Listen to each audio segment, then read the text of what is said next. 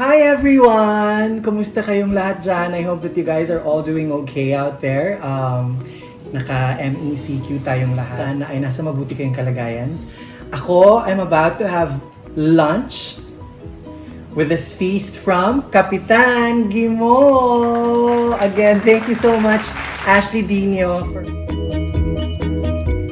Earlier today, I asked you guys, what if I do a vlog and you guys can ask me any questions out there that you want to throw at me. And ang dami pong mga nag-submit na mga questions nila, which I really appreciate. Maraming salamat po sa inyong lahat. But I had to choose because I can't accommodate all of the questions I have. And thank you again. Please know that I read all of your comments. You know that I'm new to this, but I am getting the hang of it. So thank you to all of you who have been supporting me and watching my videos. And if you can, please like and subscribe and invite your friends to also like my videos if gusto niyo po nilang mapanood yung mga videos ko. Okay? So, let's start with our Ask Jimmy right now. First question. What do you eat for breakfast?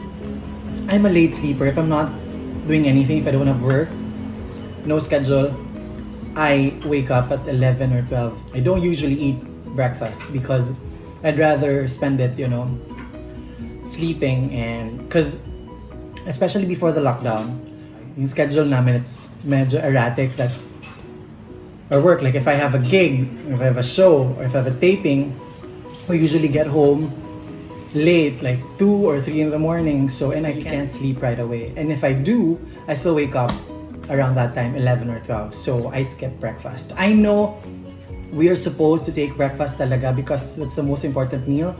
But I have gotten used to skipping it because my body clock is different. I mean, I start my day around 12. Although I don't recommend it because ang dami mo palang pwedeng gawin kapag ang sarap ng feeling na maaga kang nagigising because you start your day early and you get to do a lot of things, accomplish a lot of things at that. So, mas masaya pa rin kung maaga ka magising. How do you maintain your beauty? Wow naman! Thank you! If you find me, may beauty naman kahit pa paano. May beauty naman kahit pa paano. Thank you.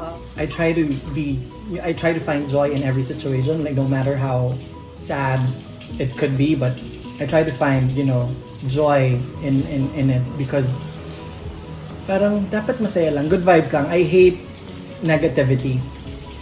I think that's one of the factors that make me look kind of young or a little fresh like this shit. Favorite singers. I'm not sure if you're familiar with Maxwell. I've been singing some of his songs and listening to all of his songs. I like India Ari, Chill Lang. I also like Daniel Caesar for the new generation of singers. So Daniel Caesar and Maxwell now. And then India Ari. Next question. How do you stay positive despite the negativity all around us right now? It's so hard. It's easier said than done actually because I stay positive by just looking at the bright side of things. Like I'm still healthy. That's not to say that I don't feel for those who have been infected or whose family members or like a friend or whoever were infected. So I feel for them and I fear that it might happen to my friends or to my family. But prayers work. I believe in hope also because mahirap kapag wala ka ng pag-asa na nafe-feel. So just hang in there because everything, this too shall pass. What is your most unforgettable experience? Moment. What is your most unforgettable moment so far? It's my closest of friends. No, I honor that memory and the person once a year. I write about June 2nd. To this day, it's still my most favorite memory so far. And I think you can see that parang kinikilig ako just talking about it because I get butterflies in my stomach whenever I think of him and I think of that memory that we had. Any plans of recording an album? I think you guys didn't know about it, but I actually released 2 albums under Viva Records right after Star in a Million, or a year after Star in a Million.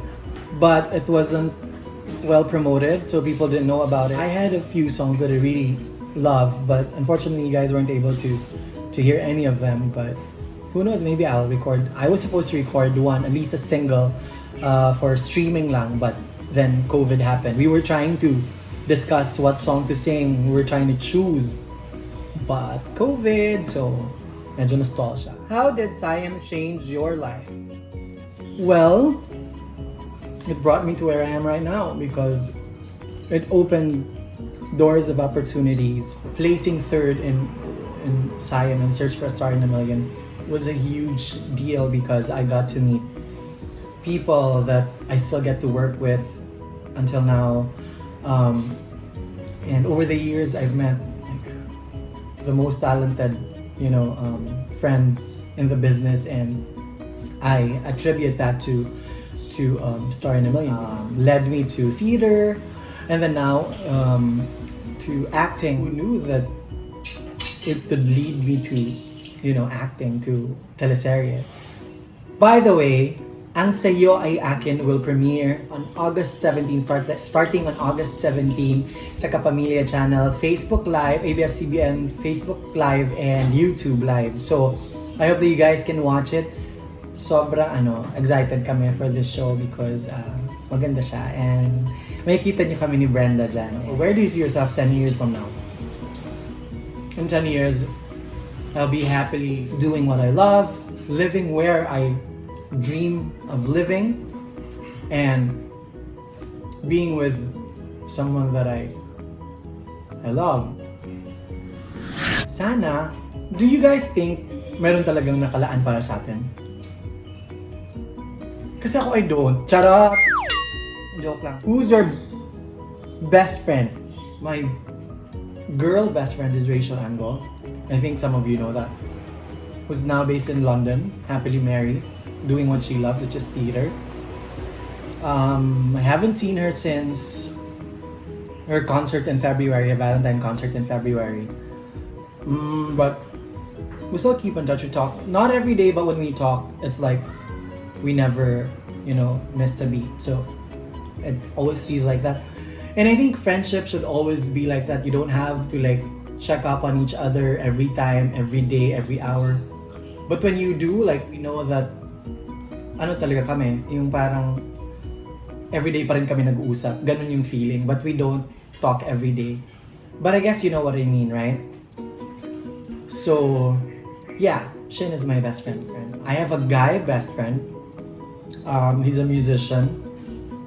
But you probably don't know him. And maybe, if pupunta siya dito, what do you call that?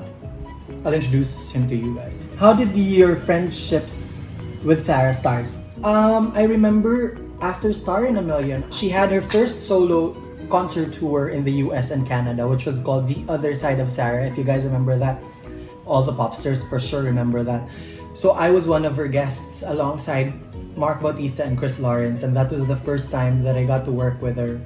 Because after Star in a Million, I signed up with Viva, and so they got me to guest in her show. And we had, I think in total, we did at least 20 shows together. So I got to meet her when she was still a nena. I think she was still 18 at that time. Sarah is a really tahimik lang na person. She wouldn't say anything that she doesn't mean. Which is one of the things I like about her. Ang simple lang ng mga hiling niya. Like, when we were in Hawaii, gusto niya lang na mag-stroll kami sa by the shore. Because ang ganda ng, I think we stayed in a Hilton hotel in Honolulu. So she just wanted to have parang magtampisaw lang kami, ganun. We were kids, oh my gosh, ang saya-saya namin noon. Ang babagets pa namin. I miss my 2 best friends in the business. What was your course in college? I took up Bachelor of Arts in Mass Communication in the University of San Jose Recoletos in Cebu. Are you happy with your life right now? You always choose to be happy. So yes, it's not the best life that I envisioned myself doing at this stage, at this point in my life, but it's never too late, and I'm on the right path to achieving, you know, what I want in life. It may not be smooth, but I'm happy where I'm at right now. Favorite Cebuano song? Lately, I sang for a benefit show for a group in Cebu. Right now, it's called AM. Sa dili pa mong hayag, sa kalibay tamuna, sa lugar na kita rin nakahibaw, imuharap ko pwede bang ng kunong karoon. Something like that. And there's another one pala, the one that I sang for that fundraiser. Pag sure oy, yun pala. How can I forget that? It goes, sigurado anong magmaninood man ka, kaya gog mang istoryahan tawag yun ka nagduwa-duwa, kaya nga kung gipangita bana, wako'y panahon sa pag-cute-cute, wako'y panahon sa nga joke-joke, pag-sure-oy, pag-sure-oy, pag-sure-oy. If you're not a singer or artist, what would you be? I don't mind doing something else altogether. Maybe... Ano ba? Kung hindi ako singer, maybe I can be a fashion stylist or makeup artist. Why are you so single? You're good looking. Wow. Do you have certain standards? What are you looking for? Ang dami ah. Someone's interested. Nax! No, maybe I'm just not looking yet. I mean, I go out on dates, but no one has ever like, I don't know, naka-advance, hindi pa, wala pa eh yung commitment levels, wala pang ganun. And maybe because I still haven't found the right person to commit myself to. So yun, standards, you know, hindi naman mabibigay talaga yung what you want. It's always like there's something na hindi swak doon sa gusto mo, but you would be surprised why na in love ka dito sa taon to, and that's something that is beyond us. You can't explain it because the heart wants what it wants. So maybe I still haven't found that person na I'd go head over heels kilig sa kanya. So I'm still waiting. Hopefully it'll come naman sooner than later. Did you have any trouble coming out? You know, it's one of the hardest things for us to do, but luckily for me, I have always been like this ever since. So my family always knew that I am who I am because I've never been, you know, someone who would, you know, pretend to be this or that because I didn't need to. I was always accepted in my family, and I guess one of the reasons also why I'm a happy person, my disposition is like this, is because my parents have always been very supportive of it. Wasn't an issue, thank God, because What did you learn from this pandemic? another day is not promised. Like we only have today, and we have to live 100% every day because you'll never know if you'd still have a chance to see your loved ones. So tell them right now how much you love them. Let them know that how special they are to you, because you'll never know what's gonna happen tomorrow, and that life is fleeting and life is uncertain. So yeah, make the most out of it every day that you live. Last question. Should this be the last question? Single or taken? Not single. It's a choice. And again, as I said, I still haven't found the right person to commit to. So there you have it, ladies and gentlemen. I hope that medyo na kilala nyo na ako ng konti because of the questions that you sent me. And I am very much, happy to be sharing with you my personal life. And thank you to all those who sent in their questions. Please like and subscribe to my YouTube channel and Facebook page, Jimi Marquez, and please invite other friends as well if na aaliw po kayo or na-entertain po kayo ng aking mga vlogs. In the meantime, I'm gonna continue on with this launch that I have right now, and I'll see you guys again soon. Thank you for participating in Ask Jimi. God bless you. See you guys soon. Mwah.